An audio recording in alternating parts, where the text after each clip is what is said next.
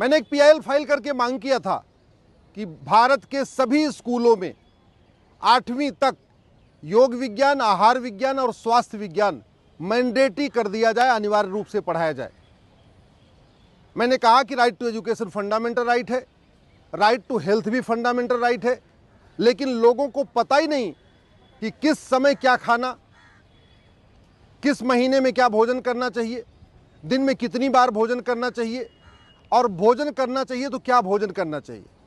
इसी तरीके से योग के बारे में बिल्कुल जागरूकता नहीं है, योग नहीं जानते कि योग के क्या क्या लाभ होते हैं। माननीय कोर्ट ने पूरी बहस सुनने के बाद केंद्र सरकार के स्वास्थ्य मंत्रालय, आयुष्मान मंत्रालय को नोटिस जारी किया है, दिल्ली सरकार को नोटिस जारी किया है, केंद्र सरकार के शिक्षा मंत्रालय को नोटिस जारी किया है और उनसे जवाब देने के लिए कहा है।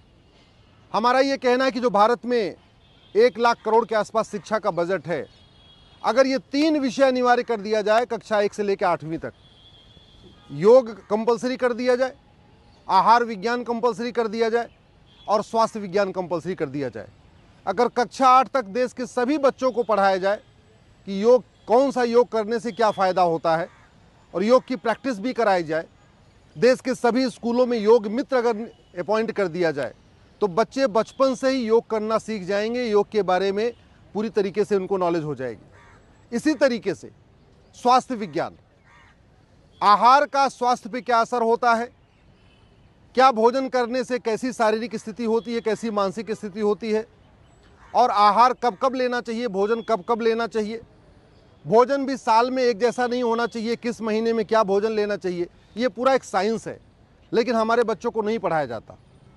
पूरी दुनिया में योग दिवस मनाया जा रहा है। हजारों साल से भारत में योग की परंपरा रही है। पहले भारत में जब तक गुलामी नहीं आई थी, मुगलों के पहले जितने भारत में गुरुकुल थे, सब में योग विज्ञान, आहार विज्ञान कंपलसरी था, चिकित्सा विज्ञान कंपलसरी था, स्वास्थ्य विज्ञान कंपलसरी था। बच्चों को सब पता होता था कि क्या खाना है, क्या नहीं खाना, कब खाना, कैसे खाना, चबा चबा के खाना, खड़े होकर दूध पीना या बैठ के दूध पीना, खड़े होकर पानी पीना कि कैसे पानी, ये सब कुछ स्कूलों में सिखाया जाता था। लेकिन वो सब बंद हो गया है और नतीजा ये है कि हर घर में कोई ना कोई बीमार पड़ा हुआ है। अगर ये योग विज्ञान, आहार विज्ञान और चिकित्सा विज्ञान मैंडेटरी कर दिया जाए 8वीं तक, तो मैं गारंटी के साथ कहता हूँ कि भारत का जो हेल्थ का बजट है ना, ये 50% कम हो जाएगा। अगर अभी 1 लाख करोड़ है तो ये 50,000 करोड़ अपने आप कम हो जाएगा, मात्र 50,000 करोड़ खर्च होगा। टैक्स पेयर के ऊपर जो इतना बर्डन है वो बर्डन भी कम हो जाएगा। घर में खुशहाली भी ज़्यादा आएगी, क्योंकि अल्टीमेटली केवल पैसा ही नहीं खर्च होता बीमार होने के बाद। बीमार होने के बाद पूरा परिवार मानसिक तनाव में आ जाता है। और कई बार तो ऐसा देखा गया है कि पति बीमार होता है तो पत्नी मानसिक रूप से बीमार हो जाती है। घर में अगर बच्चा बीमार होता है तो माँ बीमार हो जाती है। एक व्यक्ति बीमार होता है, बाद में एक आदमी और भी बीमार हो जाता है। तो बीमारी लगातार बढ़ती जा रही है। और इसका फ़ायदा किसको होता है? फार्मा माफियाओं को। इसका फ़ायदा किसको होता है? ड्रग माफियाओं को। इसका फ़ायदा किसको होता है? हॉस्पिटल माफियाओं को। इसका पूरा फ़ायदा किसको होता है? जो बड़ा बिजनेस कर रहे हैं बीमारी के कारण, जो बड़ी बड़ी हॉस्पिटल बना के बैठे हुए या बहुत बड़ी बड़ी दवा बनाने कंपनियां बनाने, उनको फ़ायदा हो रखा है। लेकिन अल्टीमेटली पूरे भारत में अशांति फैली हुई है। इसलिए मैंने मांग किया कि right to health fundamental right है, राइट टू एजुकेशन भी फंडामेंटल राइट है। तो कम से कम कक्षा 8 तक, जहाँ तक right to education fundamental right, वहाँ तक हेल्थ के बारे में, हेल्थ साइंस ज़रूर पढ़ाया जाए, योग साइंस ज़रूर पढ़ाया जाए और फूड साइंस ज़रूर पढ़ाया जाए। कोर्ट ने भी कहा है कि मामला बहुत ही महत्वपूर्ण है। स्वाभाविक सी बात है, इसका लार्जर बहुत बड़ा फ़ायदा होगा। इसका जो सबसे बड़ा फ़ायदा होगा कि जब बच्चे शारीरिक रूप से स्वस्थ रहेंगे और मानसिक रूप से स्वस्थ रहेंगे, तो बहुत सारी जो विकार हैं अपने आप दूर हो जाएंगे। चूँकि योग अनिवार्य नहीं है, तो बाद में बच्चे जो अपराधी प्रकृति के होते जा रहे हैं, अगर ये योग अनिवार्य हो जाए तो अपराध भी काफ़ी कुछ कम हो जाएगा। जो अराजकता फैलती जाती है, वो उसका मूल कारण है कि योग प्राणायाम अनिवार्य नहीं है। योग प्राणायाम अनिवार्य करने से अराजकता कम होगी। योग विज्ञान को अनिवार्य करने से जब बच्चे योग करना करेंगे तो उससे जो है अपराध भी कम होगा।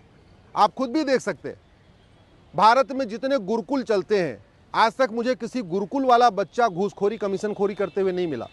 आज तक मुझे कोई गुरुकुल का बच्चा किडनैपिंग में नहीं मिला, बलात्कार करते हुए नहीं मिला। कोई गुरुकुल का बच्चा अपहरण नहीं करता, कोई गुरुकुल का बच्चा ड्रग स्मगलिंग का काम नहीं करता, कोई गुरुकुल का बच्चा ह्यूमन ट्रैफिकिंग का काम नहीं करता, मानव तस्करी नहीं करता।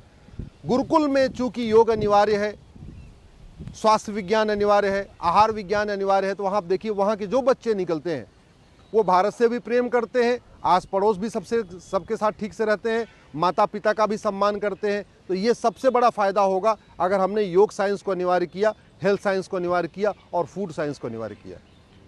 योग साइंस को अनिवार्य करने का जो सबसे बड़ा बात है, जो भारत में एंटी नेशनल एक्टिविटीज़ है, अल्टीमेटली आप देखिए आज तक आपको गुरुकुल का पढ़ा हुआ बच्चा कोई आपको जासूसी करते नहीं मिलेगा, गुरुकुल का पढ़ा हुआ बच्चा देश से गद्दारी करते हुए नहीं मिलेगा, गुरुकुल का पढ़ा हुआ बच्चा माओवाद नक्सलवाद में लिप्त नहीं पाया जाएगा, गुरुकुल का पढ़ा हुआ बच्चा अवैध निर्माण नहीं करता, गुरुकुल का पढ़ा हुआ बच्चा अलगाववाद नहीं फैलाता, गुरुकुल का पढ़ा हुआ बच्चा भारत में धर्मांतरण नहीं कराता।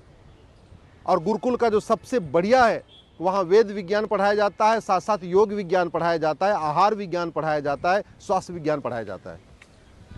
तो इसलिए मैं कह रहा हूँ कि भारत के सभी स्कूलों में योग विज्ञान, आहार विज्ञान और चिकित्सा विज्ञान इसको मैंडेटरी किया जाए। बजट भी कम होगा, देश का फायदा भी होगा, सब स्वस्थ रहेंगे, सब खुश रहेंगे, सबका विकास फायदा होगा इससे।